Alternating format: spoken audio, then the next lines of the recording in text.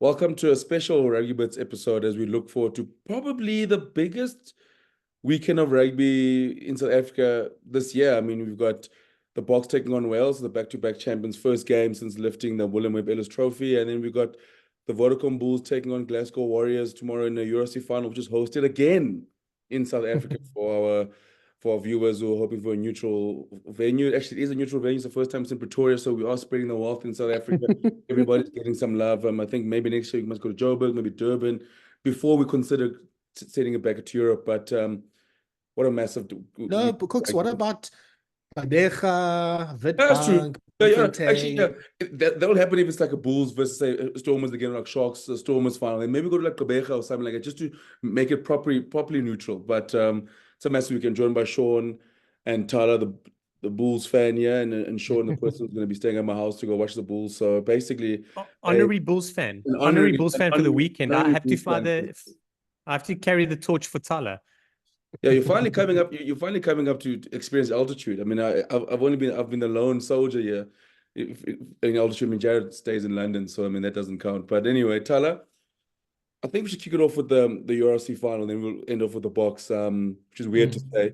But as a Bulls fan, I just want your thoughts as a fan. How are you feeling?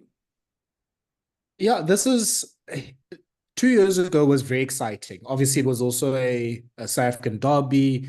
It was obviously wholly unexpected because at that time we didn't know that we were the kryptonite for Leinster. This year, somewhat. I wouldn't say I thought we'd win against Leinster, especially without Kurt-Lee Arendse and Kane Moody.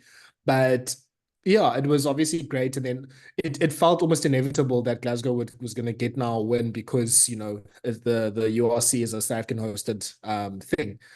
So yeah, I think it's an interesting week because I think a lot of Bulls fans and the team probably feels quite confident, and that's obviously I'm not yet at the point where I'm like, oh, this is dangerous, because I think we had this conversation this time last year with the Stormers Munster game, and I think either at the pod or during the week, where guys were all like, I feel like we're being a bit too confident about this game, and then obviously Munster took the win, but this time.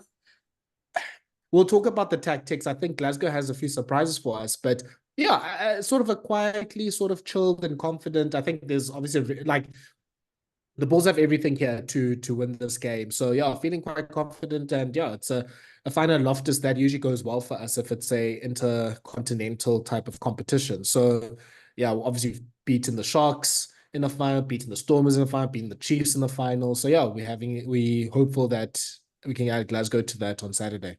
I don't know why you're bragging. I mean, no one cares about Super Rugby anyway. I mean, this is over now. Only you and Israel Dag still talks about South African teams in Super Rugby anyway. So, Sharky, so it's a sold out Loftus on tomorrow, and you are one of the patrons who will be there, and I'm sure you all must be buzzing to get up there. I mean, it's going to be a great day out. Rian's going to be there as well. I mean, it's a full know. So the rugby's Ringo tomorrow. I know, it's crazy. So I've definitely fully immersed myself into this Bulls rugby, Bulls culture. I'm gonna refer to them as we for the weekend.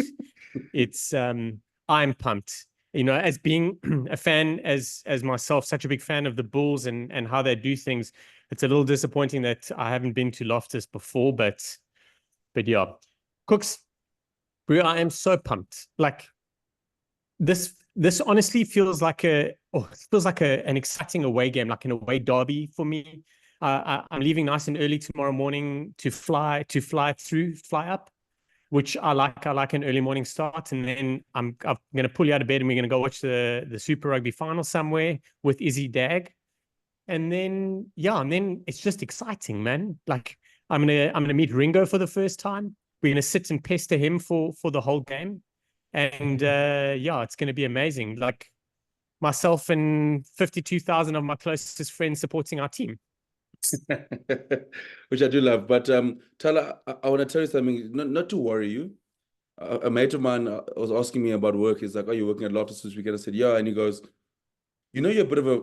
He said to me, "I've got bad juju because I missed the first URC final, and obviously the Stormers won. Then I went to the last URC final, and then Munster won. And then you also reminded me that every single reunion weekend at a derby that I've worked at, the home team has lost. So I've never been to a stadium since I've been to because I mean I had that Bokkers for a while as well. Thank goodness that ended. So Thala, I do think tomorrow I'm going to end the stadium, this local, this domestic and schools curse of where I go to these events and I'm always having to like console fans and having to ask them like, oh, what went wrong. Like, so Thala, for your sake, I am hoping that I actually end this curse. So we've got the Drake curse in like international sports and the Kooks curse locally in the URC and in schools rugby. Yeah, I mean, we'll have to see. Obviously, that's not a good omen at all, Kooks. Shaun, I wonder if you can just make sure that Kooks, I don't know, like you just trip him up. Let's see if that knee's working really, really well this afternoon. No, absolutely. And that's the kind of stats and insights that we at Rugby Bits are really after. I mean, we'll have to prove it wrong this weekend. All good stats and all that have to be broken eventually, but that's some serious in-depth insights that has been pulled out for you, Kooks. But don't you worry, I've got everything covered, Thala. I will do this for our team. Okay. Kooks will just come along for the ride, and then as Ringo said, he's buying a seat so a Bulls fan won't go, which is probably one of the greatest chirps ever. But I'm going to go as a double Bulls fan, and I will make sure Kooks shouts for them too. No, make sure. When it comes to Thala, I'm already one for one because I went to Maritzburg College reunion a couple of years ago and they lost. So I'm hoping this is the one that saves things. But to get to the rugby, big news obviously in the Bulls camp is that Willie Leroux is out and that Kurt-Lee Arendse is back. So Thala, I mean, it's an interesting one because it's the joys of having Kurt-Lee Arendse back, but Willie Leroux is a massive loss. I mean, you saw that side. What are your thoughts? Yeah, I mean, first of all, obviously Kurt-Lee Arendse getting inspiration, I guess, from Antoine Dupont and Kylian Mbappe and playing with a broken face. So that's awesome. Yeah, obviously it was unexpected because he was borderline, almost probably out for the Island series. And as we know from the Dupont injury last year, those things take about 6 or so weeks to like fully recover. So he's doing it at a lot of personal risk. He's marking Sebastian Cancelliere, who's like the hottest try-scoring player in the URC right now. So he'll be busy.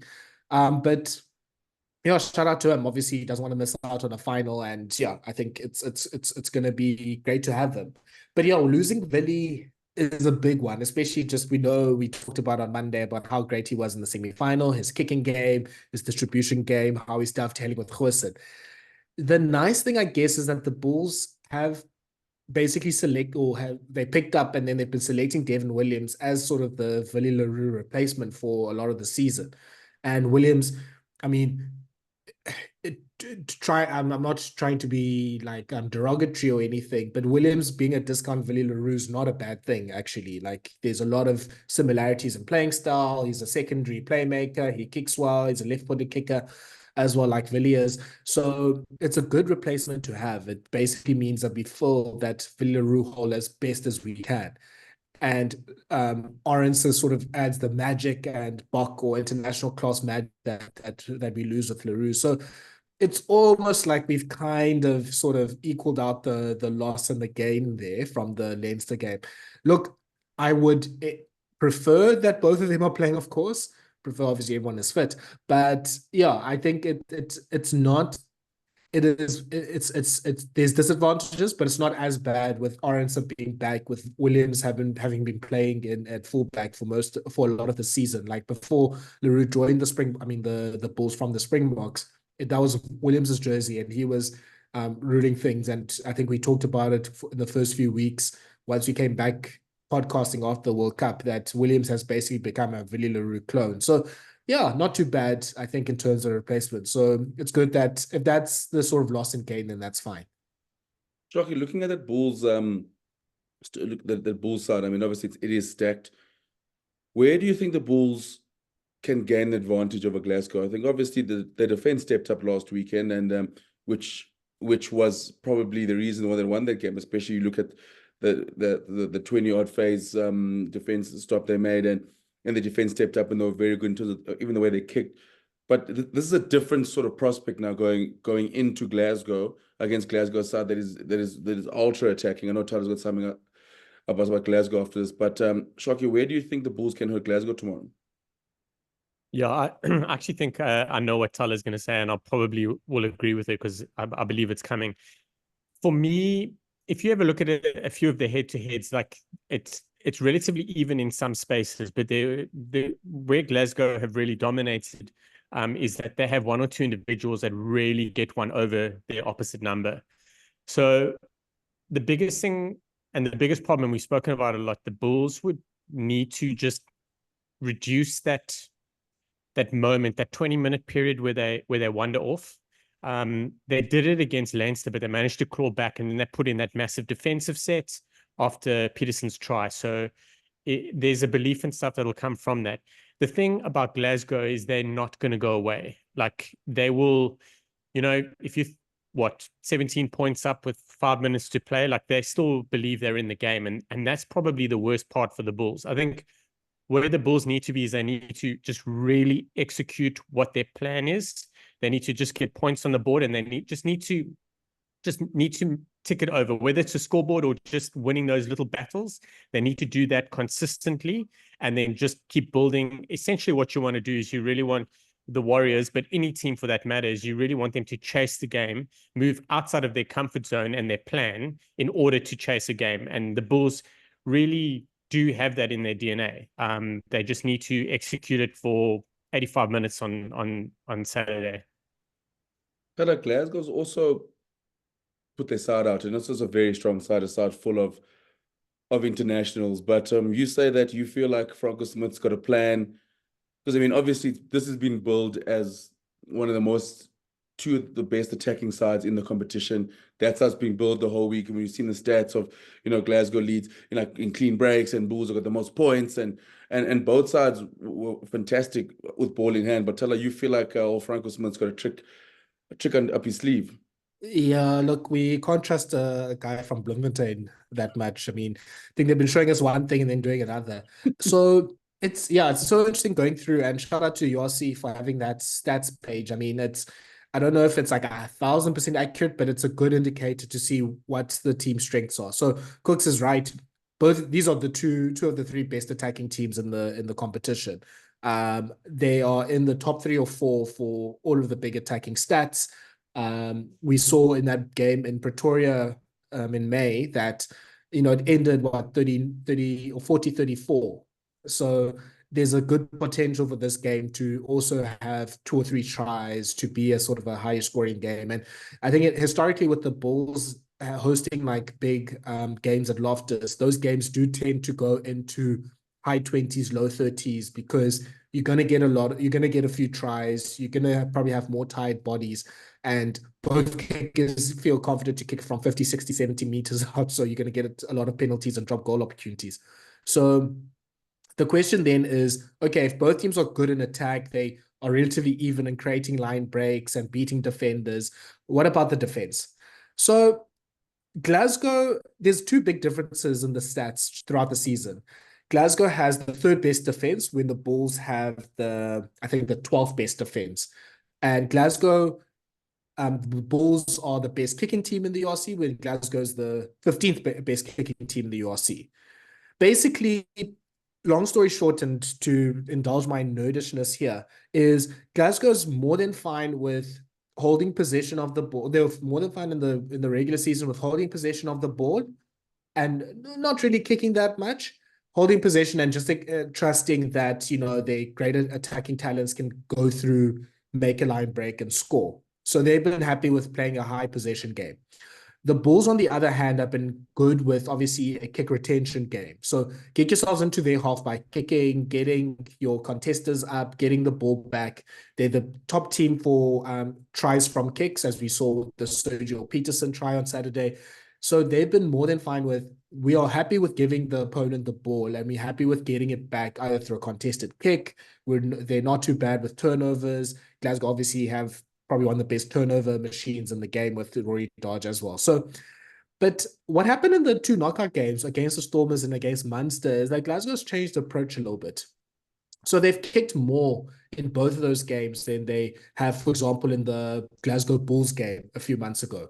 Against the Storms, they kicked 33 times. So that's a lot of kicking.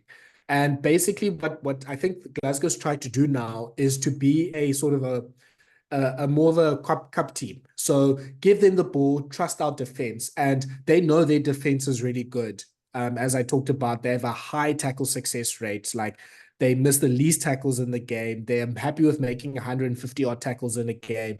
They're second highest for turnovers and generating turnovers as well. So they're happy to do that, play like that, and then counter when the opportunity comes. And we saw that brilliantly in the Munster game. Like an intercept try and a try from a counter attack from like 70 meters deep. So for the Bulls, the question now becomes, if Glasgow's basically saying you have the ball, what do we do about that? Now, the answer is don't keep the ball. Don't do that. Give them the ball back and say, look, are you guys really about this, like not kicking back and everything? Obviously, we lose some quality in our kicking game without Leroux, but I think we need to try and make Glasgow be the ones attacking from deep, because what happened in the game at Loftus was Glasgow had the possession, but the territory was with the Bulls. So obviously Glasgow was trying to attack from deep. And, you know, we've seen many a team come to Loftus. You're going to tire yourself out if you don't get breakthrough with that. So I think Glasgow's plan here is we are going to use the box kicks. We're going to use George Horn to put the ball up. Stain and Cancelier are pretty good trying to retain those balls. Hugh Jones also is a pretty good chaser himself. We're going to see, let's see if Sergio and Williams are fine. Let's see if Kurt-Lee Arendse's face can hold things up as well and put the Bulls in some pressure from that. And basically be like, we want to play everything in the Bulls half and hopefully get the Bulls into trying to play from deep. Now, the Bulls have to do what they did last week, which is let's not accept playing in our own half or in the between the 10-meter lines. Let's kick, because what Munster did wrong was trying to play rugby from deep. And when Glasgow gets the ball and from a kick or whatever, and it's broken play, that's when it's dangerous, because that's when Glasgow can tear teams up. And the Bulls, obviously, they have Kurt-Lee Arendse, so they have a lot of attacking talent as well. So it's interesting. It seems like both teams are almost like their styles were different and they're almost meeting each other halfway now in this final. And I mean, the Bulls have been, I think, almost trying to blow teams away at Loftus in like the altitude, and they're usually playing games at like 2:00 because the URC hates traveling teams clearly. And they basically just run away with the game the first half. In the second half, it's basically those teams are coming back. So for the Bulls, it's kind of like what they did against Leinster. Pace out the game, try to make sure you're not playing your game in your own half, and don't allow Glasgow to almost trick you into playing in your own playing from your own half. Now, which team is disciplined with their with how they kick, disciplined with where they play from, and can do enough magic when they do try to sort of take a risk, that's probably going to be the winning of the game. Because in pretty much every other stat, I mean, the Bulls obviously have a very strong scrum, but Glasgow, their scrum is not too bad. I mean, they have Ferguson and Jamie Barty. They have Ollie Cable coming off the bench. Their lineout has been really good. I think the Bulls have the best line. Glasgow's fourth. And Glasgow has probably the best rolling maul conversion rate in the URC. So Johnny Matthews, I thought he was a winger at a stage, because Johnny Matthews just piling up tries during the URC too. So it's going to be such an interesting clash of styles. I think, Shaun, you were also seeing those sort of stats when you were doing a bit of a deep dive. Yeah, it wasn't more of a deep dive. It was more just unpacking things and how they've unraveled. Also, just having a look at what Jake White and the Bulls like to do and what the Warriors like to do. So I don't see Jake and the Bulls moving too far away from their tried and tested, where I see the Warriors changing it up. That's just how I look at it, like a bit of a gut feel. The Warriors also really like stink of play every game like it's a final, but play the final like it's every other game, you know. And that's the thing. I think they will inside feel they're pretty fortunate and pretty lucky to be there. Not in a disrespectful way, just in terms of how like the teams that were on form and how things were going, having to go away from home, etc. So I think like the pressure's off them. Like if you lose at Loftus, it's okay, you know, like everyone does it. So it's kind of something that we're going for. Like it'll be quite interesting. Sorry, but I agree. I think there's a chance that the Warriors will really kick a lot in the beginning. And the Bulls are the only team that can stop that in terms of like the Warriors are not going to kick all day if it's working or not working, where I think they will change it up if they find out early on that the Bulls are up for it. Like the back three are up for it. They get punished with a couple 50-22 kicks or possibly a try scoring line break or something that yields points or messes up the defense. Then Glasgow will probably reel that in a little bit. So it's up to the back three of the Bulls. And they will, you know, they'll put it to bed early. Like if they take some clean balls, they win a penalty here and there, then it'll probably stop. But we're in for a massive one. Like looking at the head-to-heads, which I'm sure we'll touch on in a little bit, there's some pretty exciting stuff happening. But in short, I think the Warriors will change it up a little bit. I think you can factory reset the Warriors, where I think the Bulls will come out doing their usual stuff. I think it's easy to factory reset the Warriors, and that will just come with some discipline and some good execution. Yeah, just to add very quickly, I think this game is all about if Glasgow throws balls out of their rhythm, that's pretty much their big chance of winning. If the Bulls are playing at rhythm, if Glasgow's playing at rhythm, I think the Bulls win by about 10 points. But if Glasgow's able to just sort of Benetton it up, like what Benetton did last week, and, you know, get yourselves into their half, and then once you do get in their half, retain the ball well, like just test the Bulls defense, because it hasn't been the most honest defense throughout the course of the season. Like when you look at tries conceded, the Bulls are, I think, on 3.2 per game, when Glasgow's on 1.9, which is actually, it's quite ridiculous that the Bulls are probably favorites, even though their defense hasn't necessarily been that strong. So it's like, okay, Bulls, can you do what you did against Leinster? Like Glasgow, they've just traveled to Pretoria, so they're used to the altitude. You know, they've pretty much kept the same team. They're not coming in with about 20 of the 23 players having never played in South Africa, having never actually, you know, traveled out of Europe, as like Leinster did. Like they're coming with a team that knows and understands what they're getting themselves into. So yeah, it's gonna be quite interesting to see if Glasgow obviously can throw the Bulls out of their rhythm.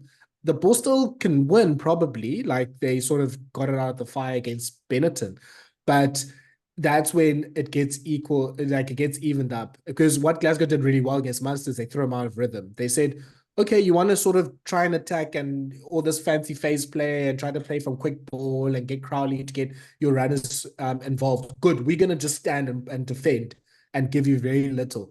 Because you can see, sorry, another point is that you can see even with the defenders beaten stats for the two knockout games, Glasgow has way more defenders beaten and clean breaks than their opponent, even though they had less of the ball.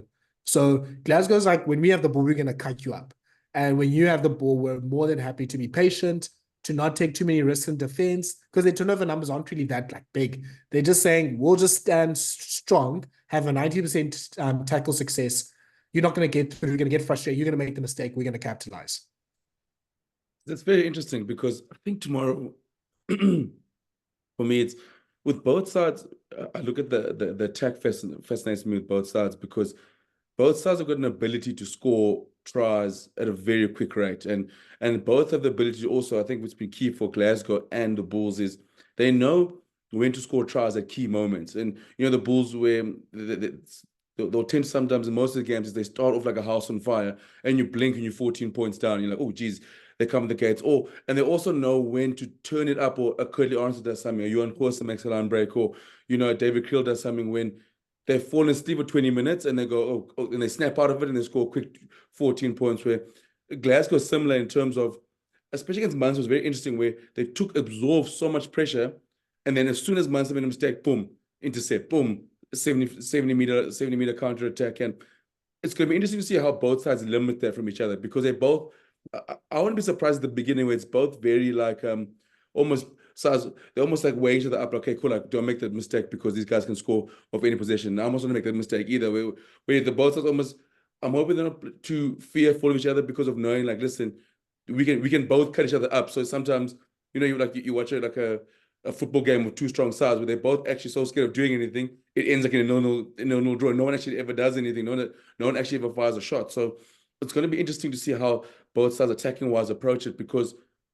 the Bulls, for example, like the attack has probably carried them this season, because if you look at the defensive stats, and whereas Glasgow's is a lot more balanced, and it's funny, like when you watch them play, like because of the attacking stats, people forget like how highly ranked their defense is, how far along they've come in defense. So it's going to be interesting to see on attack how each side approaches it, because you look at the Bulls, they'll fear, guys, maybe will the Bulls be a little bit more conservative? We can't afford to throw any 50-50 passes. We can't afford to maybe just hold on to the ball, because if we turn over ball, these guys can hurt us. Whereas similar to Glasgow. So that for me is going to be very fascinating. But to go to the head-to-heads, I want to start right at the top with the coaches. I mean, I want to speak in hyperbole to tell you, I love for American sports and those sort of debates.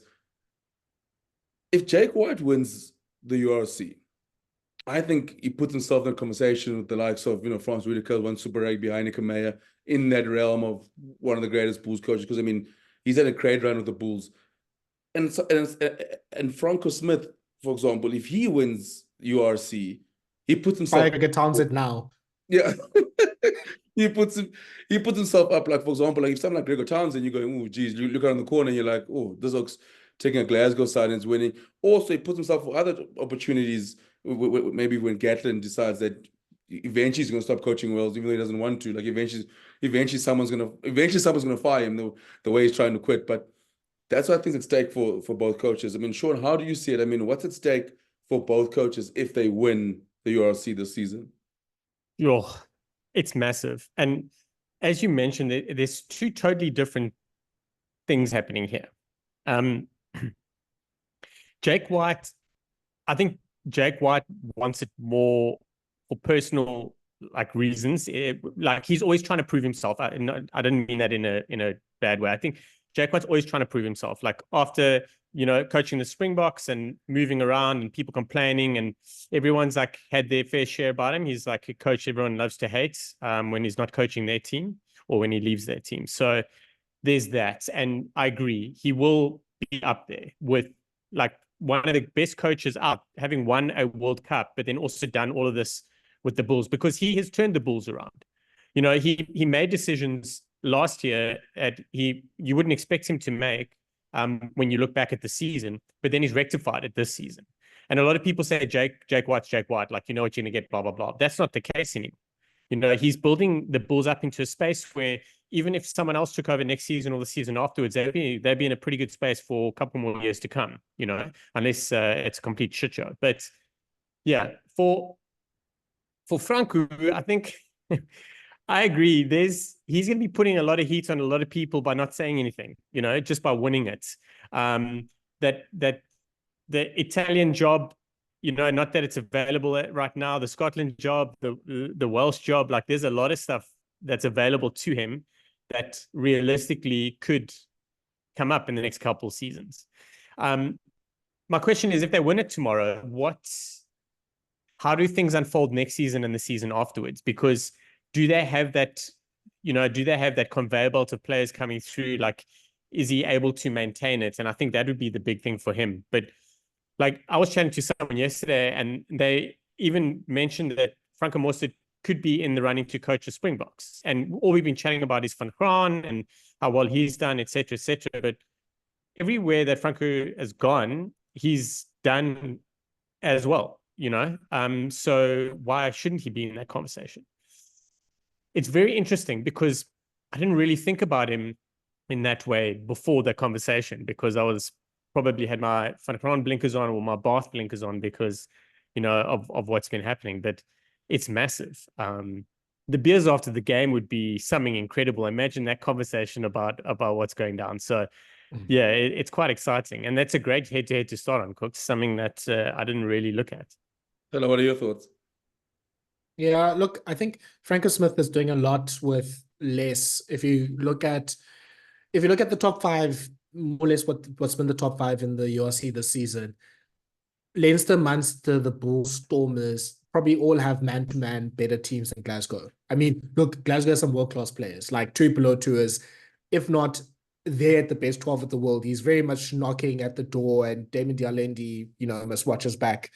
We know how great Hugh Jones is. Rory Dodge is going to be a very good international player for the next few years. Jack Dempsey, as a ball carrier, he's ridiculous. Like, he doesn't stop. Matt Ferguson will tackle everyone. Son Ferguson is a good scrummager as well.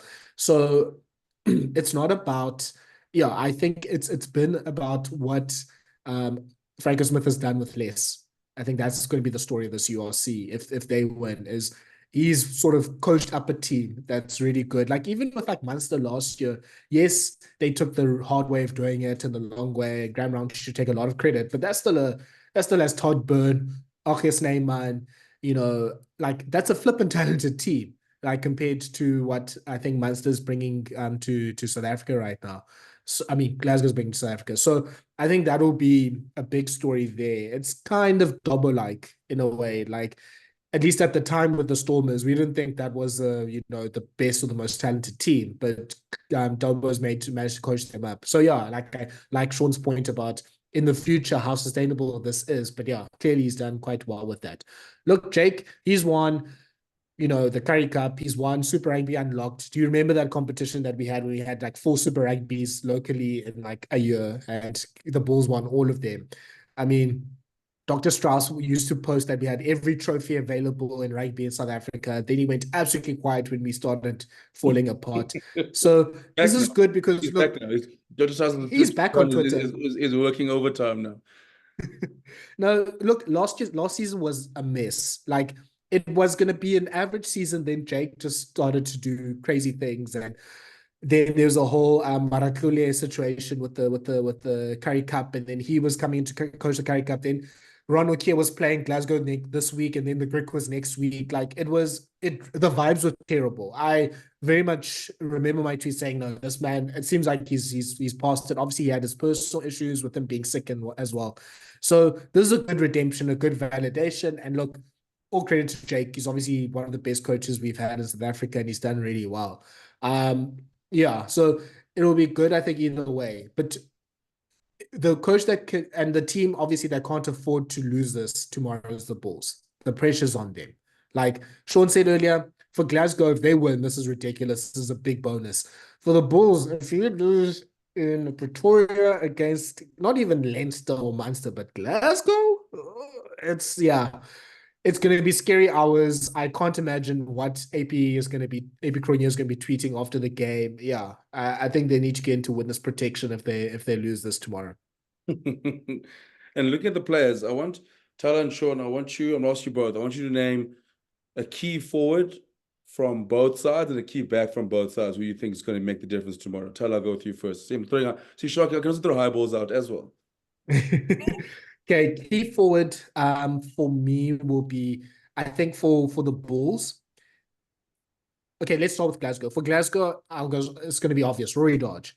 So if the Bulls, or when the Bulls keep the ball in hand or attacking,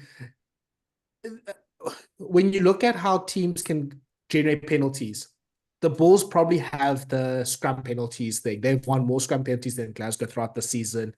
They have a great scrum. We know Vokolo and Karastian Cup's just been chowing people. Glasgow, they have a good chance of winning line-up penalties through their rolling maul. Like, it's been quite tough to stop. But the Bulls also, their rolling maul's not too bad themselves. A good difference will be, obviously, that sort of Dodge versus Eskom battle on the ground. And yeah, it'll be interesting to see if Dodge can get himself to that 3-4 turnover type of game. If he can get himself to those numbers, that's a good indication for Glasgow. That's a way of stopping the Bulls' attacks in their half. That's a way of winning penalties in your own half if the Bulls try to run it from deep. That's a way of generating points because, yeah, I think Glasgow are going to need more shots at goal than the Bulls because, the likes, I mean, George Horn has not been as good of a kicker as Johan Goosen and Chris Smith. So it's going to be interesting to see what Horn does there. For the forwards for the Bulls, I guess, yeah, I'll go to Volkolo and Gerard Steenkamp, and just how many penalties can you generate scrum-wise against Glasgow? Like, because Glasgow handles the ball so much, they also have a chance of knocking it on, for having scrums. Maybe that's also the reason for Glasgow to see them kick more than they would normally.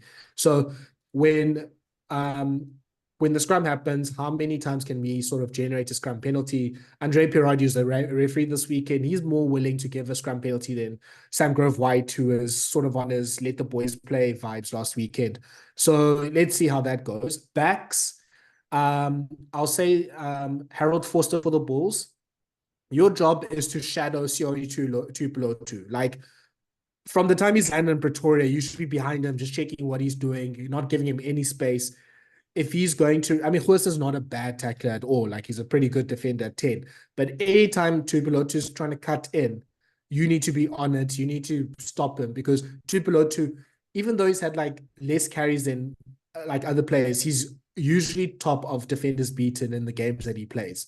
So can you stop him from doing that and generating a momentum for the team? Because we've seen in both of the knockout games how important Tuipulotu has been.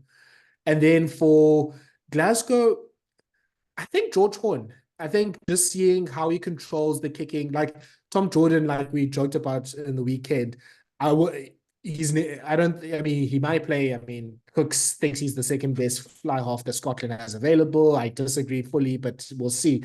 But he's not he's not the most quality fly half in the world. Horn is going to be the one that controls the pace, that controls the kicking game, that obviously is kicking for balls, that's going to put the high balls up for Steyn and Cancelliere to chase. And if he can control that tempo from that game, and yeah, just force some, I mean, his opposite number, Emrys Papier, into some mistakes. We know Papier can get a bit too excited at times. Like, that will be a big swinging point. So Dodge and Horn for Glasgow, and the Bulls props and Forster for the Bulls. What about you, Shoki? Okay. So I'm going to kind of combine them as a head-to-head. So for me, it's Hanekom versus Dempsey. Obviously, we know, the Bulls know, and everyone knows what they want from Hanekom, but he's going to be up against a guy that's pretty experienced, but is also in some good form. He also plays slightly differently, like pretty much in your face. But Dempsey's in some good form too. So they are two totally different players. Interested to see how they manage that. I'm going to cheat a little bit with a half a forward later. My backs, I'm as predictable as they come, but it's a Steyn Peterson battle, because I think I'm very interested to see how Peterson deals with an in-your-face winger. I know James Lowe's pretty big, but he likes to be elusive, where Steyn, if he doesn't see it on, he's going to run. He's going to just hunt you down straight away. So that's going to be very interesting to see, because I think they're going to bring Steyn in a lot, just to test Peterson. But I also think Peterson, on the form he was on last week, it's going to be very interesting to see. My half goes to Ollie Kebble. I think Ollie, he's really flown under the radar for a while. But last week he popped his head up and just dominated. Scrummed really well. We've never known him to be an absolute dominant scrummager. And he's, as I've said, like, he's flown under the radar a little bit, but he's come back in and done well. I think he's going to be a little bit of a secret weapon, but a secret weapon that could potentially backfire on them. So I think he's someone I also want to keep an eye on when he comes on. I think for me, from the Glasgow side, I think up front, it's actually going to go also with the bench player. I think Henko Venter is one of Glasgow Warriors' unsung heroes, and he's been so good for them off the bench, because he allows them to sort of control games with his ball carries and his tackling, and he's been an unsung. He's been fantastic for them all season long, especially coming off the bench. So I think with the altitude as the game goes on, because I think this game tomorrow will go deep. I think if the Bulls win it, they'll win. They could pull away at the end. So I think someone like Henko Venter is going to be absolutely crucial for them. And then for the backs, I think it's Cancelliere. I think he's going to be going up against Kurt-Lee Arendse. I mean, I think it's the big one, because they both sort of, I think whoever wins that battle goes a long way in helping the side win, because they both will get enough ball, and Glasgow, a lot happens for them, because what I love about Consigliere and Josh McKay, for example, they both kamikaze maverick players, and which where you have the structure of, like, say, Tupelutu also, like, there's a bit of structure. Hugh Jones has to cook, but it's almost like Mackay and Consigliere have got the utmost full license to, when they get the ball, you cause as much havoc as you can. So I think for Kurt-Lee Arendse, who's a fantastic defender, it's important that Consigliere for me gets ascendancy in that battle. And then for the Bulls, I do think for me it's a big Ulrich Low game as well. I mean, obviously we know, there you go. I think he'll be key as well. I think obviously he's one of the most consistent players, and I think the Glasgow loose trio is very good, especially with Matt Ferguson playing at 6 as well. I think that does, and they also, Matt Ferguson is a different type of player as well. I think they're almost going with 2 number 8s, because obviously with them, I mean, Matt Ferguson played 8 for Scotland for a while as well. So I think for me, Ulrich Low, I think it's going to be a big game for him. Also, I think line-wise is a line option. I think the Bulls line-out is going to be absolutely crucial tomorrow. We know how good Nuke is, but I think Low could be their little safety card they go to in terms of line-out options as well. And I think in the backs, I think Johan Goosen. I mean, everyone knows the 10 is the most important. I think especially without Willie, I think obviously you'll have a lot more responsibility with the attacking game per se and running the show. And I know Devin Williams is, like you said, is a discount Villarreal, as you call him, and one of the best. But I do think with Devin Williams as well, like, he's got enough also, like, Devin Williams also cooks as well. But yes, he can link up as well, but he's also so dangerous on his own. It's a big threat where he's got enough. He's a great cover for Willie, but also such a dangerous player, because the things that he can do, sometimes, like, Willie doesn't do those things anymore, like in terms of like the pace and enjoying the line, especially to join the line to make line breaks and things like that. So I think Goosen will show a lot more of the responsibility of ball in hand and the kicking game, him and Ambrose. So if they get that right, I think if Goosen's a good game, I think the Bulls win. But yeah, I think it's going to be a ripper. But before you go to the box, predictions time. Thala, Bulls by what? Bulls by 10, man of the match, Ulrich Low. Sharky? Oh, A late 10, like it'll be 3, Yeah. then sort of like an intercept try at the end type of thing. yeah. So I hate these, especially when we're talking Springboks. I try to avoid them like the plague. I can't see Glasgow winning, which is the worst thing to happen and the worst thing to say and the worst thing to feel. It's not a foregone conclusion. I think the Bulls win by 5, 7. I was 7. But I think they have a 15, 20-point lead, and then Glasgow come back and make it a little bit of a crazy. So opposite to you, Thala. Same victory, opposite end. I got Bulls by 3. Yeah. I think it's going to be quite tight. I think it's going to be a close game tomorrow. I think, like you said, Glasgow is like, I'm telling the same boat as you. Like, I feel the same way about Glasgow, how I felt about Leinster last week, where it's like, just can't write them off. And obviously, like, in one being fair, I just think it's going to be a tight game. I think it's going to be a close, but I think Bulls by 3. And yeah, but again, I think I'll probably call man of the match, but yeah, I think it's gonna be a good game. Ooh. But The agendas are gonna agenda if Johan Goosen's man of the match. that's actually I want. I need the agendas to agendas. We said it, like, South African Twitter at the moment is just a little bit too peaceful for my liking. Just a little bit too peaceful. Like, there was a few glimmers about, like, Nohamba, like URC Player of the Year, but then we moved on quickly, because then someone put a tweet saying, guys, this is the data of rugby, like, we've got to trust him. I was like, yeah, you know what, you're right. So we need some spicing out in there, just to throw the cat amongst the pigeons. But before that, the curtain raiser, to be said, for Saturday is the Boks taking on. It is definitely the curtain raiser. Which is the curtain raiser, and obviously can't wait to see the Boks back in action against Wales. Thala, we didn't get a chance to speak about the side. It's an exciting side. I think most of us are happy with that side because the balance of an experience and a bit of youth. When you're looking at that side, Thala, what are your initial thoughts? Yeah, look, it's still like there's still enough. It's not like a full sort of like what we did in Bloemfontein 2 years ago against Wales, when we threw out 200 debuts. It is very much still a strong team. But yeah, there's still a few opportunities for different players to show themselves. Like, well, we'll talk about Wales just now. Obviously, they're going through a lot right now. But look, for the Springboks, I think the thing is, yeah, sort of like you said in the Pirates Rugby pod, Kooks, get your first game jitters out because, yeah, I mean, Ireland's going to come and they're going to come strong. So we can't really be starting with like that like general first game for the Springboks where you feel like they're not sure if they're home or not. But so that's going to be a good sort of thing for the players to get their like those like they get them on track. And then in terms of like players I'm really looking forward to, I think I said it on the Monday pod.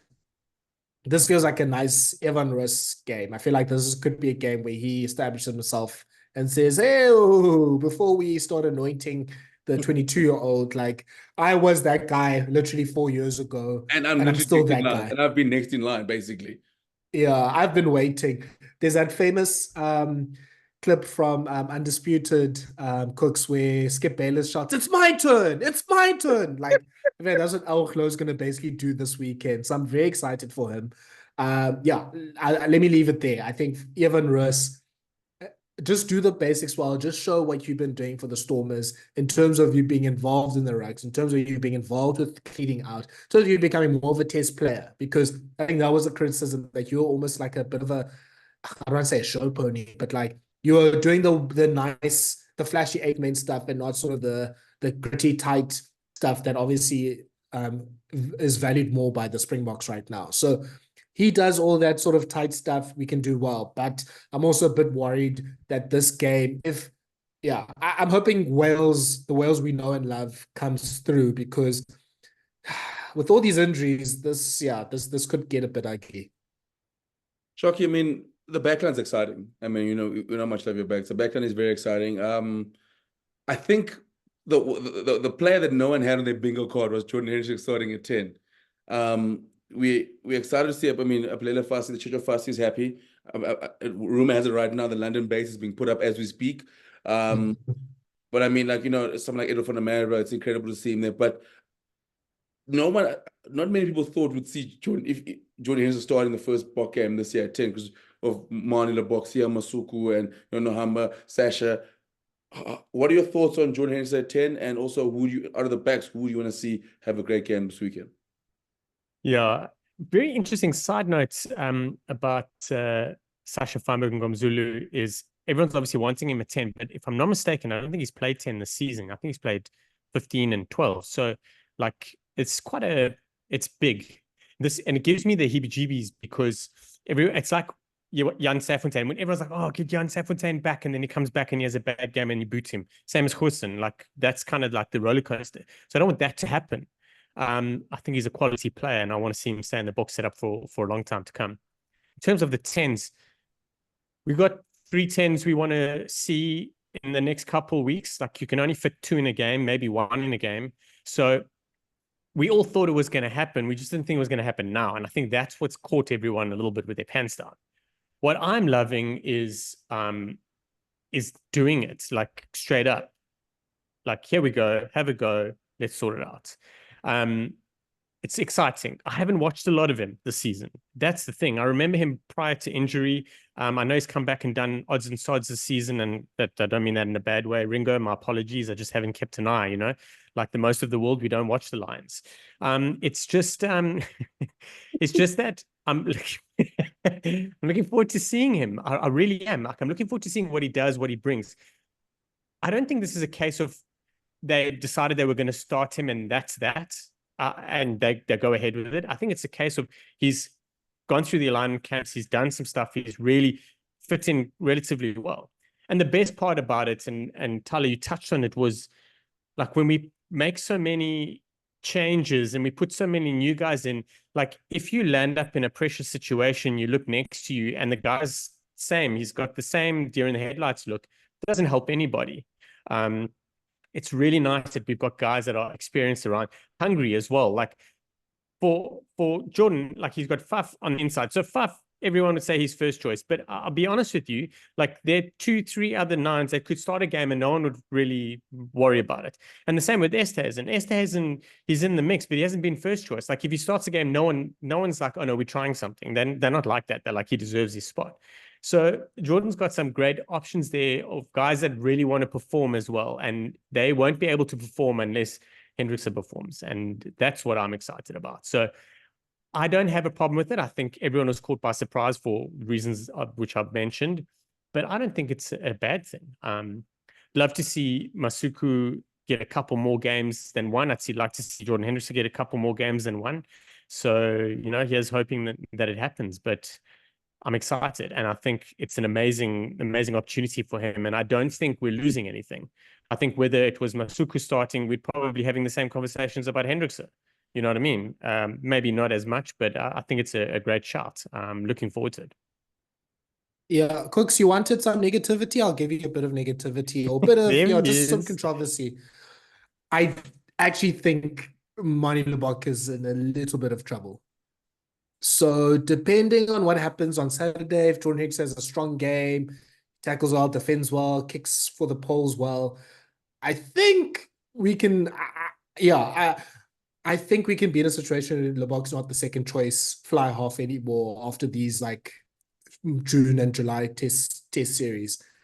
Let's see. Maybe I'm wrong, but my sense is more that Libbok is maybe seen more as a stopgap that was there for the last obviously the last year that we had, obviously with the World Cup. Obviously, he had his ups and downs. I mean, I think he did well in some things, and obviously the goal kicking hasn't really improved and stuff like that. But yeah, I mean, they've had their eyes on Jordan Hendrikse for the whole year. I mean, for many years now. He has the body type that is, favored.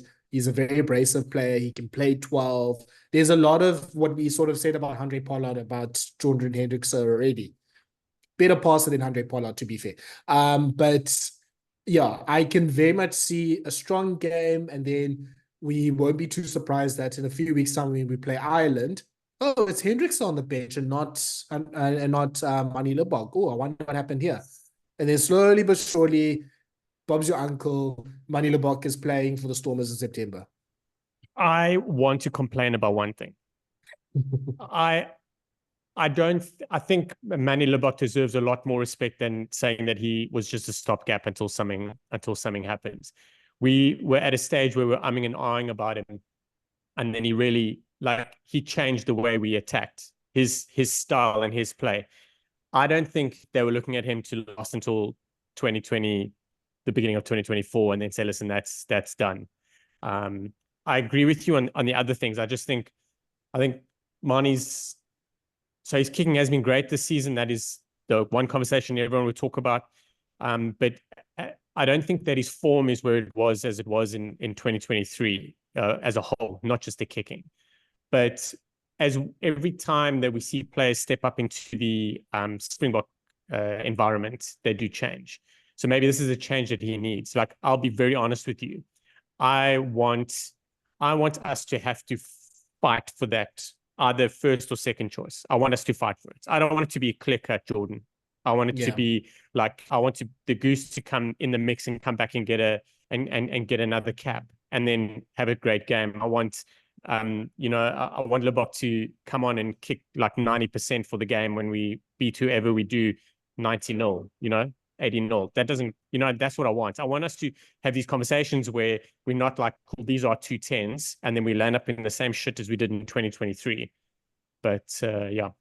Yeah, look, as long as Libbok, whoever the second choice 10 can stay out of trouble, like our former second choice 10 did, or what didn't manage to, then we hopefully should be fine. But yeah, see, man. Shaun, obviously you know how much of a big fan I am of Libbok.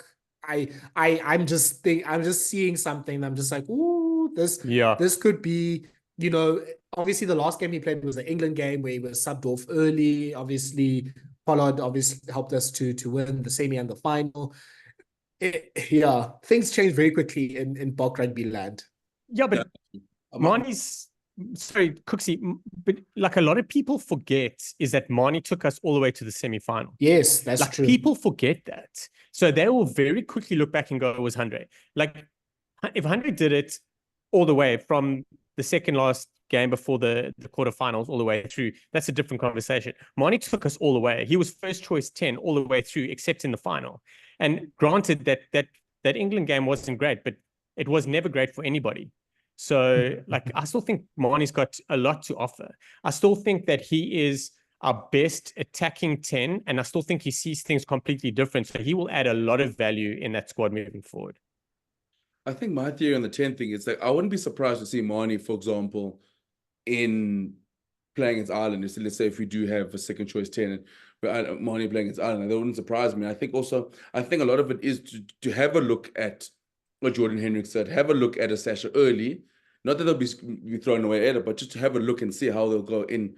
And we have the test matches to do that in, which is the great part. We have the Welsh game and the Portugal game, so to have a look at it. Whereas for me, I don't think Marnie needs a game against Portugal because we know what Marnie can do. You've seen it at the highest, at the top level of international rugby. But my biggest theory with the 10 thing is Sasha on the bench. Because I've also got a feeling that without Willemse, for example, and because I would be surprised if we go 5-3 against Ireland. So my biggest thing with Sasha on the bench is I wouldn't be surprised to see him getting a run at 10 on the weekend. And almost the bar coach is going, okay, cool. If we've seen Sasha at 10, had a good go, so at least we know going to Ireland, if you want to play 6-2, we know Sasha has played 10 at international level and has played 12 and has played 15. Or at least he has played 12. He's played 10 recently as opposed to he hasn't played 10 for the whole year. At least he's gotten 20 minutes in the saddle at 10. So now at least going to Ireland. Because I do think I do find it interesting for me, like hard to believe that we'll, I mean, this is me again trying to go against Fassi. Then we'll go 5-3 against Ireland, where I think it's a sort of series where we'd look to dominate, we'd want to obviously dominate up front. And I'm happy for us to do the 5-3 changes in the rugby championship. I really want to beat Ireland. So I want to see fucking hell, I want to see 7-1 if needs be. Like, if we don't get any debuts happening, I don't care. Just win 2-0. Just win 2-0. That's the other one. Is like, we can give the other guys a run later on like that. So I want to see if that's the case. So that's why I think with Sasha, that could be something interesting in having someone who's played 15, 12, and now he's gotten a run at 12, at 10 as well. So that's why I think the Sasha one for me is very interesting. Sasha's playing 10 this weekend. There's no doubt about it. That's what's exciting as well. So the options outside of Hendrikse is de Klerk and possibly Esthuizen. I know Esthuizen was deployed at 10 for quite a bit of for a few training sessions, and I think he moved into 10 for one of the games for Quins. But Sasha's definitely having a go at 10 unless there are issues somewhere else and he has to move into 12. But I'm looking forward to seeing him at 10. It's going to be a different space, but yeah, let's say hypothetically Kooks, he's on the bench against Ireland or starts. We're starting him at 12 or 15. Oof, I mean, that is interesting, but as long as no Faf at 10. Like, I know last year World Cup, they dabble it. No. Some things must stay in the World Cup. Some things didn't have to come across 2024. That and that and two hookers. Like, we don't need to see Mocha from start and have to practice in the hook anymore. Like, we're into the World Cup. The players are. I understand having to fly guys all the way to Paris a lot, but now that we're flying them from Cape Town or Bloem or something, so let's just not. We can leave Marco at flank and we can leave Faf at the scrum for 2024. But quickly before you look at Wales, the experienced guys. I mean, obviously the Malcolm Marks, the Peter Stephs, the Ebenetzer Beth. I think it's a very important game for them as well. Especially someone like Malcolm Marks coming from injury. But I think even the likes of Eben, Peter Steph, I think they do need that run on the weekend before we get into Ireland. You know, like Faf hasn't played for a while, and he's also been injured this season as well. JC hasn't played for a while, and he was also coming with an injury where he played the last bit of the season. So they do need that time in the saddle. So Thala, are the experienced guys, who do you think of this weekend are you looking forward to seeing back? And you can't say Malcolm Marks. So Malcolm Marks is the easy answer. Yeah, then I'll say the other easy answer is Franco Smith. Like, he's also coming back from a longish term injury. And yeah, we'll see. Obviously, I think there's a lot of talent we have at loose forward. And there's like John Cardinelli wrote this article about in the Daily Maverick about this is the year for the Springboks to actually be favorites and to run the table, basically. And I think that's what I've said from the start of the year. This should be our 13-1, 14-0 type of like year where why not go to win everything that you can this year, win the Island Series, win the Rugby Championship, beat everyone in November. Like, go for it, man. There's no reason why you can't. So I can see also I can see us trying to go for the wins while sort of drip feeding some of the youngsters as well. Like we can walk into it at the same time. So yeah, I think Franco Smith can help us with that. Like if he's in good form, if he's in top form, we know that jersey number 20/21 is sorted out. So yeah, just keen to see how he's going, that he can play well, he can play strongly, and yeah, sort of taking it from there. And you, Sharky? Mate, I completely missed the question. I heard Thala speaking. Where are we? Yeah, this is great that Shaun pays attention to the questions we in the pod, and so clearly when Shaun's not talking, he just fuck all of us and say a word. Just basically just goes on his own. I'm so sorry. Out of all the experienced players, I mean, it's like the Malcolms and the Earbins. Which one of those guys are you looking forward to seeing this weekend? I totally understand Thala's answer now as well. So I was like, oh, that was interesting. I wonder what we're talking about. Oh, look, butterflies. Anyway, right. Sorry. I'm actually really looking to see Franco Mostert again. A couple guys that we've missed and Thala touched base on them coming back. Obviously, Marco Marx is a big one, having not played at all. But I'm keen for Franco to come back in the mix. Peter Step Toys there, taking his position. Dixon is trying to chomp at the bit and take theirs. Aphelele is going to come back in the mix. So I think Franco Mostert is one I'm really, really looking forward to. And then the other one has to be Grant Williams. I want him to play every game. I'd like to see him start more, and I think he will. But I love watching him play. I love the journey he's taken to get there. But I want him to cook more than anything.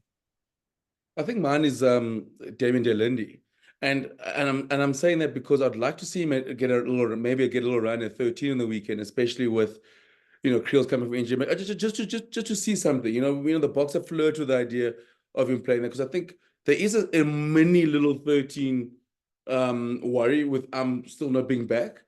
And I know Creel played about the last 4 or 5 games, 4 or 5, 6 games of the season. So I'd like to see maybe potentially him having a bit of a run there just in case. Because 13's a position where, for example, in Springboks, where we worried about because there's times that Creel may be injured or Am's injured, but or Creel seems to always hang on by a thread to make sure that we'll get through to the rest of the season. So, but I mean, probably Creel and Delindi in that same boat. But Thala, what the hell is happening in Wales? Like, shame, man. Like, shame. What?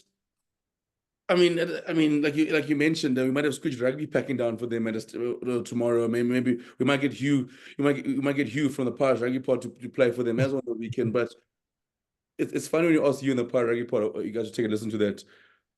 When he was like, I don't know what to expect from Wales this weekend, and I'm in the same boat, and I'm like, what do you think we could? Like, the only person I trust is like Rio Dyer and Aaron Wainwright. I'm like, that's the only ones I'm like, at least I know what I'll get from them. Yeah, so Wales has lost probably the most experienced prop, with Henry Thomas being injured. Obviously, he was England international, now converted to Wales. He's out. So Azrati's now starting, and Harry O'Connor is playing off the bench. And I think he was like second or third choice for, I think it's Cardiff, if I'm not mistaken. They have a chance of playing someone. If there's one more injury in the outside backs, Regan Grace, who plays rugby league, might go from never playing rugby union to playing rugby union against the Springboks. Like, we're pretty much one Liam Williams injury away from that. I don't know. It feels like it's kind of like the World Cup camp. Like, every day there's someone else off injured for the rest of the season. Every day, yeah, at least we don't have the waterboarding and all the stuff that was happening in the Rugby World Cup camp. I don't know what the vibes are there. I genuinely, like, it seems like every time no Welsh fan seems excited about the team. The selection seemed confusing. Sometimes there's a second, third choice player being picked for one position. There's players on form that are not picked in other positions. Yeah, I don't like. I can understand where Welsh fans are feeling like, I don't really know anymore. Warren Gatland every day wants to say something controversial. He was now saying that he's happy and accepts Middle Eastern investment in the game, because obviously that works for every sport, and that's gone so well for football and other sports. Yeah, I think Gatland wants to be a pundit. He wants to write for the New Zealand Rugby Herald and say wild things about the Springboks, like our friends down under usually do. He's trying to quit. We're not allowing him. This team has a guy called Matthew Screech playing at lock. I don't know who Matthew Screech is, if I'm honest with you. Look, to be fair, this also comes back to us not really watching Welsh games, except for Kooks. Kooks has been holding the fort with the Dragons. He knows, he's been a big fan. But there's a 31-year-old called Matthew Screech now playing for Wales. Huh? Why, how, when, who, which? There's so many questions. The only player I'm very excited to see is Can Win It. I think he was like the Wales player of the tournament in the Six Nations, or at least the backline player of the tournament. Very excited to see him go. He's got the keys now at 15. Mason Grady's never played inside center. He's going to start with playing against Andre Esterhuizen. That should go well. I mean, that's fine. Yeah, like it's a confusing team. Sometimes it's form, sometimes it's experience, sometimes it's, hey, I want this guy to be like Jamie Roberts 2009. Yeah, I don't know. Like, we'll see. And look, Australia's not in a much better place, but you don't want to be a Northern Hemisphere team going down under, to like you're losing players every second. So if this goes, they had a stronger team in that warm-up game in August, September last year, before the World Cup. And that team still got beaten by 50 points to like 17. If this becomes a really bad loss, you're not going to go to Australia. And then that becomes maybe a few sort of bad losses against the Joe Schmidt team. They'll be at least more organized than the Eddie Jones team. They'll know where the bathrooms are, what are the calls and everything, because Eddie Jones also is going off his rocker.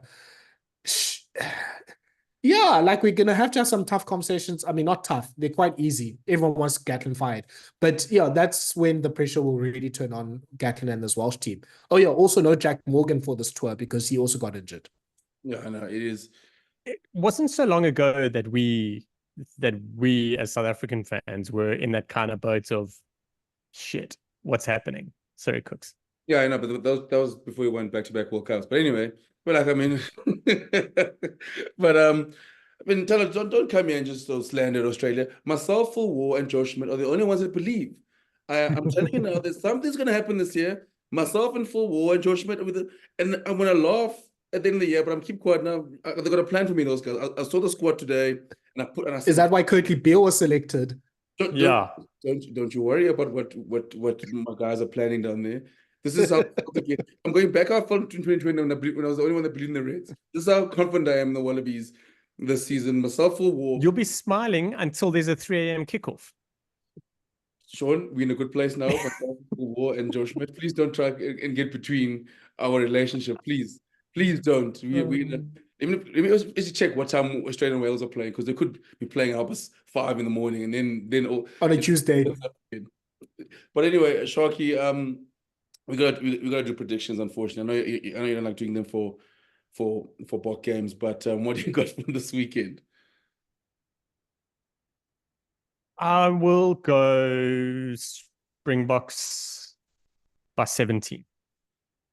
And we will leave the game a little bit frustrated by the Bok performance, but knowing that it could get better, and it was the first game of the season, because let's be honest, the first games of the season are a little bit weird. But Kooks, you will be happy to know that all the Australia-Wales games kick off at around 11:45 our time, so you're in a good space, my guy. I told you, myself, Full War, and Joe Schmidt are on the same wavelength. We'll deal with the whole Super Rugby thing. That's our their department. But when it comes to the Wallabies, we're in the same wavelength. Thala, what's your predictions for the Bok game this weekend? I predict this. The backline at the end of the game will be Grant Williams, Faf de Klerk 10, Andre Esterhuizen 12, Damien Dialendi 13. the two starting wings and Sasha Feinberg Mazulu at 15. I think we're going to still have those crazy things that were in Rassi's head and Jock's head at the end of the year. We're going to still try test and twist and all these sort of things. I don't see Sasha playing 10, and that will happen after we pretty much beat Wales by about 30 points. But yeah, I think, Shaun, it won't be like a easy sort of like efficient performance. Yeah, look, if these two players can really do themselves a lot of favors. I mean, we've talked about the Hendrikse situation, but Aphelele Fassi, there's a 15 Springbok jersey waiting for you, at least until the Rugby Championship. It's all there. It's wrapped up. Leroux, yeah, I mean, if he had a concussion, he'll probably be at least touch and go for the Island game. Like, there's it's a neck injury. Okay, so I'm saying because Bulls haven't said what it actually is. I mean, because concussion neck. So I'm saying if it's a neck issue, then I mean, Ireland's only 2 weeks away. Oh, to be fair, I mean, got incredible trainers. People are coming back from facing 2 weeks, so we never know. Yeah, this is a very good game to an extent, also for Sasha if he gets some minutes at 15. But Fassi, this could be the moment where Fassi really comes and fulfills the potential. Like, just have a good game. Flip, make your tackles, please just make your tackles. Don't miss a Rio Dyer 1-on-1 or Liam Williams 1-on-1. Do your kicking, and then obviously when you have the chance to cook, geez, like I mean, I know you always tweet Merv about like the specials we're gonna have on the Saturday, Kooks. I'm really ready for a weekend special here. But yeah, Fassi, this is your chance. You could actually earn yourself a few Bok caps and make yourself sort of the established 15, because Horn is breathing down your neck. Tyrone Green is still considering to stay with the Springboks if he doesn't go to England. Dave Willemse is going to come back at some stage. Villaroo has to retire and go to his wine farm at some stage as well. So, Fassi, this is your chance. Please, Thala, please don't disappoint us here in the Eastern Cape. Yeah, so I'll tell you something, and I mentioned on the Pirates Rugby podcast. I think if there's pressure on anyone to really have a solid game, doesn't have to be like a life-altering game. It just must be a solid game. What the coaches are after, I think it's Aphelele Fassi. I feel is in that danger of missing out for the rest of the season if it doesn't come together now. So, and that sort of pressure does weird things to players, man. Like sometimes they want to go on their own when they're not supposed to. Like, I think he's really just got to stick with what the game plan is and how he's supposed to do it, and just do it like that. Even if it's not the Fassi we used to sing, just do it, make the coaches happy, earn another chance. And then once the confidence comes back, you can start cooking again. No, I agree. I mean, I think I got the Boks by 25. I think like in a similar vein as well. I think there'll be a little bit of frustrations. I think my big prediction, I think Jordan Hendrikse, man of the match. I think he's gonna have a game where he sort of throws the apples, the cat amongst the pigeons at 10, when he just adds more spice and he comes in and cooks. And but before we go, the exciting thing is for fans in Twickenham is obviously the Bok games, also the curtain are there because the Barbarians play Fiji. And I'm so sorry. I know rugby fans are excited to see Gail Fiku and Fakatawa play together against Fergus Burg is playing 10. I'm so sorry that he's going to ruin a special occasion for you guys. I mean, this is rugby has been praying to see Fiku and Fakatawa again, and the Barbarians just, they threw away all the tradition and everything they have by putting Fergus Burg at 10. Us rugby fans do not deserve this. No one needs to watch that. Thank goodness that the Bulls game is going to be there, so we can. If in that stage you think of watching Barbarians, just go and make sure your bride's restocked. Make sure you have enough wood. That's the time for you to go shopping. That's the time, because your eyes don't deserve to be watching Fergus Burg this weekend. They don't deserve this. They don't need it. Guys, why do the Barbarians do this to us? Why? I tell you, leave him alone, Kooks. The poor boy, leave him alone. He's gonna be now the Saracens' first choice 10 for the future. Are you gonna leave the Saracens now? Yes, I can't talk with the Crusaders and then see him there. Now I'm gonna watch. No, I now support Gloucester. They need my help. They need all the fans they can get. I'm gonna go join them now. She say, what did Finn Russell do to you? Apparently, you don't support Bath anymore. No, he's just for Scotland. I can't have him be frustrated with him in Six Nations and still for 55 weeks of a rugby season. So I'm telling you, this season I'm starting to split up my loyalties, Sharky, to I got the Wallabies in June with the Boks. July I got the Wallabies. Then I got obviously Gloucester for the Premiership, and then I'm sort of working a top 14 team, and then I think I'm leaning towards Toulouse. I'm just gonna join the bandwagon there. I support Chelsea in football, so I need a team that wins all the time. So I'm just gonna jump on the Toulouse bandwagon. And You couldn't have picked a worse Finn Russell Bath side, like opposition side, than Gloucester. It's like the oldest derby in Northern Hemisphere rugby, and now you go and pick the enemy. They need help. I mean, they lost 19 on the stage. I feel like they need all the fans they can get. They need someone to speak about them besides Billy 12 Trees. So Zach Mercer needs you. Yeah, Zach Mercer needs you. But guys, thanks for another great episode. Sorry, I know there's like so much rugby. I think we need to just at least do a little bit of touches of like the other games here very quickly. So just quickly, Japan, England. Japan's just starting about 4 or 5 debut players, and like players that haven't really played that much even in the top in the rugby league, against pretty much a first choice England team. And Eddie Jones, obviously, you've seen the board. He has a beat England plan. I don't know what his plan is, because he has players that I don't think even Steve Borthwick has, and he's a nerd like Steve Borthwick has heard of. Like, yeah, I mean, he's not going to do it again, is he? Like, is this going to be like another famous victory for one game, Eddie Jones? Because we know, was Eddie, Shaun, you shaking your head. Eddie has lost his touch. No, we can expect that banter from Eddie, but Japan are not doing it over England. I think Freeman, Lawrence, Fairweather, and Furbank are going to dominate in the backs. I think, not happening for Eddie. Talks a big game. He's going to lay the foundations for what's going to happen in the future. That's fine, but I think it's too soon, and the side he's named is a little bit too inexperienced. I just think this is the England stuff you Eddie Jones game. Like, you know what, like you've left 60-0. Yeah, like, yeah, you're gonna get the best of all our players. Like, you go, like, just to make sure that we don't miss you, that we've moved on. But to be fair, for Spice, I would love for Japan to beat England. Just to, like, because England also, they've been too positive for my liking as well. Like, you know, they've been too, things have been, you know, like they beat Ireland to finish Six Nations, you know, things the Premiership went nicely, you know, Harlequins win the semi-final in the Champions Cup for the first time. So things are positive. There's Squeegee made a video about the Saints, you know, everything's been great for them. So I need Eddie Jones to beat them and just tell them, like, yo, see, you shouldn't have, maybe you shouldn't have fired me before the World Cup. No, that's the Spice we need this weekend. Oh, if it was a two-match series, I think if England stayed there, I think Eddie would bring out something next week, but not happening this week. No. Okay.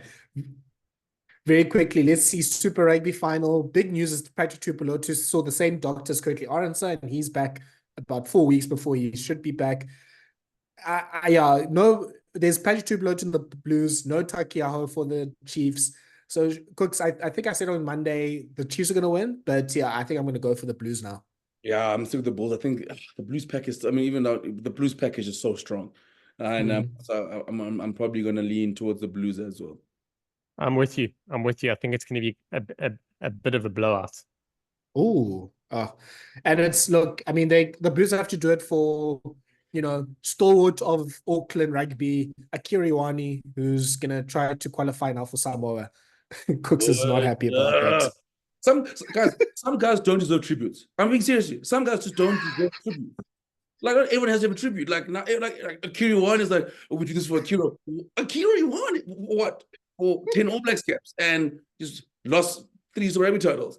And I'm just saying, like, some guys, does he have 100 Blues caps? I must double check. If he has 100 Blues, like, you can't have like Tony Walker getting tributes and Kevin Mialami. Now I got one for Akira Ioane. Everyone's getting tributes and everyone's getting too many hakas. Everybody gets hakas. Everybody gets a special haka because they're leaving. When you played 3 games, you get a haka because you're leaving. Oh, Akira Ioane getting a tribute. Oh, right. So you're not gonna continue watching when Akira Ioane gets a haka as well? No, I'm gonna switch on the TV. I don't want to see much. I'll carry on to Shaun. Catch up with him. I'll tell you. Yeah. I tell you who is going to get a haka, and it's going to be a tribute haka. It's for Conor Garden Bishop. I know he passed away this week, but I know he played for the Highlanders. But I feel something will come out in Super Rugby. It was quite a shock for everyone. So there will be one for that. But Akira, Kooks, I mean, Thala, maybe you're gonna have to help me. Like, I'm gonna have to try and figure out how to bring Kooks down and calm him when he starts freaking out when there's like 30 all over social media. No, because I'm just saying, everyone just gets hakas and everyone gets tribute. Not everyone, like, for example, like Sam K. But like the Chiefs just gave Sam K a haka like in week 10. I'm like, wait for the flipping final. Like, it was up to a random game in Waikato. He's like, hey, bro, by the way, do you mind kind of changing him because we're going to perform a haka for you? Like, I'm like, okay, like, what just wait? That's the All Black captain, Kooks. I'm happy for him to get a haka. I'm saying, like, why couldn't they wait till the final? Like, why doing a random time? Now Akira's going to get the special haka, but Sam Kane got one in a random game against the Western Force. Like, okay, Sam's here, by the way, got tickets, so let's get together before you go there. Oh, now, okay, Chiefs going to win. Chiefs by 5. Chiefs are going to win. No. I don't Akira. Just because you don't want Akira to get one. I don't want Akira to go. Tell me, is Akira going to go play for Samoa, or you're just spicing? No, he can qualify for Samoa, I think, later this year. It's been 3 years since he played for the All Blacks. He has Samoan heritage. There was confusion that he also had he was born in Japan. He wasn't born in Japan. He was born in New Zealand. So he can play for Samoa, which will be cool. I mean, Luatua's there. Fritz Lee is still there, like 38 or however old he is. 48. Theo McFarland, he's at least young. So yeah, it would be cool to add him in there. But yeah, I don't think Kooks would be a big fan of that. Imagine going from Stephen Lutua to flipping Akira Yuan. It's like going from Aaron to Jamie Booth. Imagine that. Like, if Aaron Smith is like, oh, next 9 is Jamie Booth. Oh, come on, man. And then quickly in France, Shaun, will La Rochelle reverse the, we've had this like 3-way relationship between Toulouse, La Rochelle, and Leinster, that they all can beat each other, and it got reversed. Leinster beat La Rochelle, then Toulouse beat Leinster. So now La Rochelle can complete the circle. I mean, we can beat the triangle. No, it hurts me. It hurts. It hurts me big time. Not even for late out of the cap. I was just going to say it hurts me because Saf is a broad legend. Dylan Lates is playing his 100th game for La Rochelle.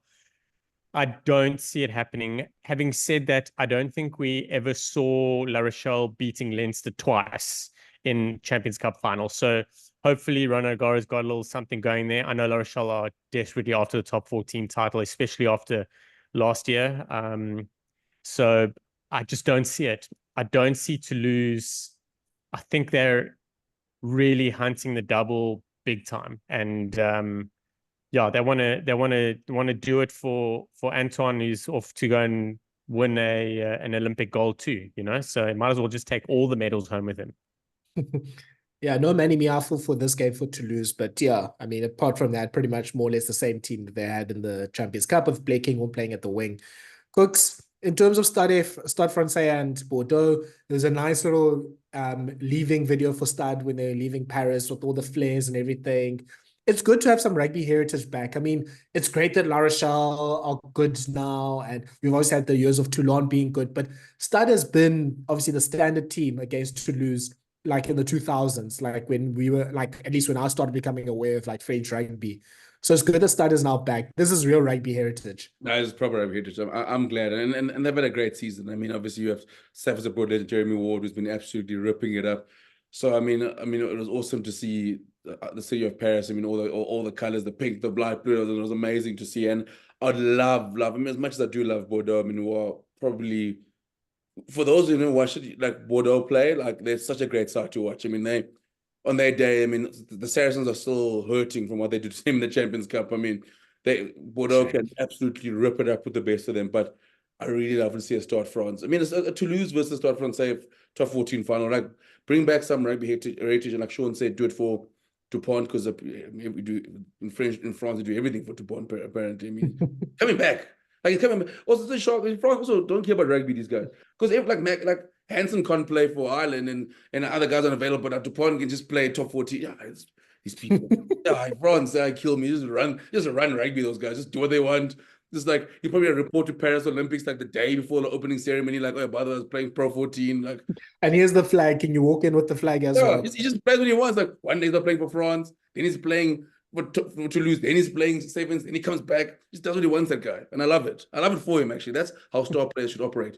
Play the games that you want to play in. and not just like walk out of camp. Play one test, walk out, and go like Kurt-Lee Arendse was like walk out like, hey guys, I've got the Olympics to go to, so good luck in the second test against Ireland. I've got to go. That's how we should be as well. Like, I mean, to point which I love.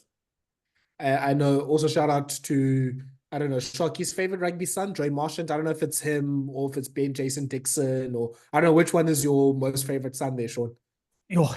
I don't. It's like anyone's children. You don't ever pick a favorite, but I'm really looking for as well in Bath. Shows the meaning.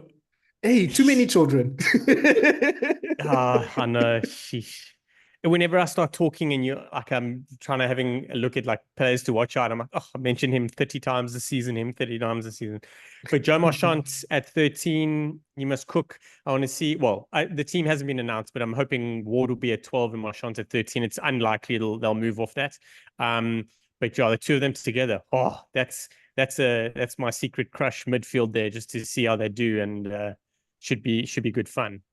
And go BJ Dixon. Woo. Okay, I think Kooks, there's a lot of rugby happening, so yeah, I think we've covered pretty much everything now. So we can now. I must say, but one last round, I think the Bears are starting to speak to me now. One last round, I think we should bring back team selections being announced on a Tuesday. So I'm like, this thing on Friday, like it's so annoying. Like now I don't know when the Francais team coming out, who's playing. Like teams must bring back on a Wednesday. You knew exactly who was playing on Saturday. You knew, as fans, we knew. I'm gonna wait. They must do it for us. They must do it for the content creators to talk about it as well. Thank goodness for Fassi, who like announces teams like literally the day out, as the ref blows the final whistle, he announces the team for the next week. Like that's what we need back. Like this thing on Friday nights, or like wait till Friday. Like no, it has to be Wednesday. Like back, open the newspaper on a Wednesday. Oh, there you go. There's a Bulls team for the weekend. Like I miss that. So we need to bring back that rugby heritage. Not like football. You gotta wait for like an hour before the game starts, because rugby now is going later and later. Now we're gonna just go to games and not know who's gonna run out. Just gonna hope and pray like, oh please, Peter Steph's starting, please. Like that's the next thing. And then they remove like match programs with the team, and then start taking the other way. Like guys, just guess. You'll just see who runs in the field, and like be happy. You're gonna be so frustrated because the last weekend with the Fresh Top 14 playoff games, they had game on Saturday and a game on Sunday. The teams for the Sunday game were announced like basically during the game on Saturday. So not even during Saturday, during the day. At 9 o'clock, they're like, oh yeah, so here's Racing's team for Sunday. I'm like, what is going on in France? The French do things differently, bro. They are wild. France live in their own world. That's why they don't need a World Cup, to be honest with you, because once they World Cup, then like when India won the T20 World Cup, and they basically started running cricket from there with IPL. So let's just keep them the European domestic like dominance. There's an extent to internationals. You know what I mean? Because then we're screwed. But anyway, before I go on more tangents, and let me go have a beer and vent at my TV.